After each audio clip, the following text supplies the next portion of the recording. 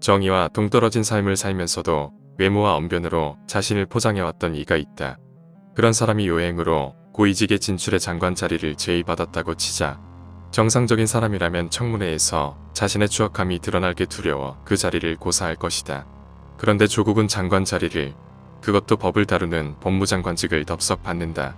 여경대는 그럴 수 있다고 치자 쥐제를 모르고 장관직에 오르려다 망신을 당한 이들이 어디 한둘인가. 하지만 조국의 진가는 그 다음부터 드러난다. 이 언론에서 숱한 의혹이 제기된다. 훗날 그중 상당수가 사실로 밝혀졌으니 다른 사람은 몰라도 조국 자신은 그 의혹이 괜한 게 아닌 걸 안다. 정상적인 사람은 이렇게 반응한다. 아, 여기서 그만두지 않으면 거식이 되겠구나. 장관직이 탐나지만 포기하자. 하지만 조국은 여기서 골을 부른다. 덜덜덜. 이 검찰 수사가 시작되고 가족이 털린다. 자기 딸은 표창장을 위조해 의전원에 입학했고 남동생은 교사가 되려는 이들에게 돈을 받고 시험지를 몰래 전해줬으며 부인은 공직자에게 금지된 사모펀드엔 주식 차명 거래를 한 게 드러난다. 현재 부인과 남동생은 구속 중이며 딸도 경우에 따라 의사직을 포기해야 할 수도 있다. 정상적인 사람은 이렇게 반응한다. 아, 여기서 그만두지 않으면 가족이 다 털리겠구나. 포기하자. 하지만 조국은 여기서 골을 부른다. 덜덜. 삼가족에 이어 주위 사람까지 털린다. 꼭 옳은 것은 아니겠지만 조국 부부의 지인들은 실력으로 의대에 가기 힘든 딸과 실력으로 법대에 가기 힘든 아들을 위해 서류를 위조해준다.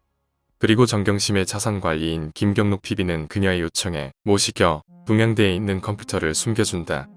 이들은 그 대가로 검찰 조사를 받은 건 물론이고 법정에 끌려나가 증언을 해야 했고 특히 김경록 PB는 실형까지 선고받는 고초를 겪는다. 이게 다 자신의 욕심 때문에 벌어진 일. 보통 사람 같으면 여기서 멈추겠지만 조국은 그런 사람이 아니었고 여기서도 골을 부른다. 사구 조국이 조롱거리가 된다.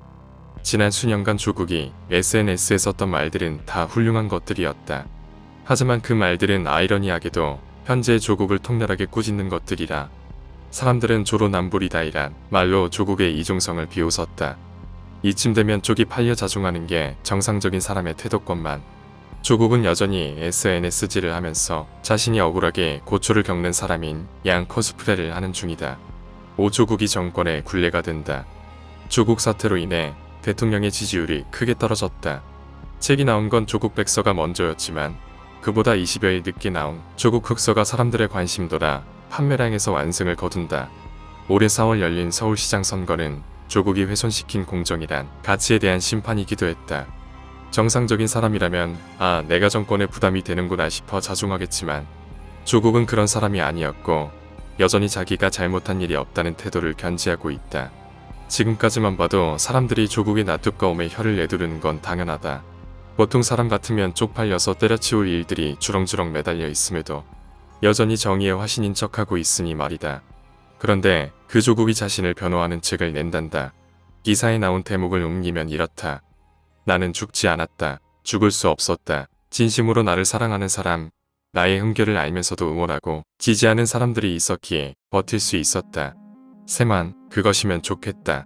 나도 멘탈 강하기로 자부하지만 조국에 비하면 내 멘탈은 깃털보다 가볍고 모래알처럼 흩어지고 금방 녹아 없어질 아이스크림 같은 것이었던 모양이다. 어떻게 이런 상황에서 저런 오글거리는 문장을 쓰고 또 그걸 책으로 낼 생각을 하는 것일까? 그래서 난 조국에게 항복한다. 구가 내가 짱이다. 안 말릴 테니 너 하고 싶은 대로 다 해라. 하지만 이에 인용한 구절은 다음과 같이 바꾸렴.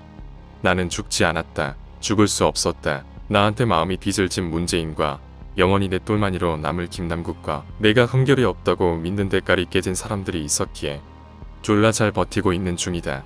물론 난 여기에 만족하지 않는다. 대통령이든 뭐든 꼭 한 자리 하고 말 테다.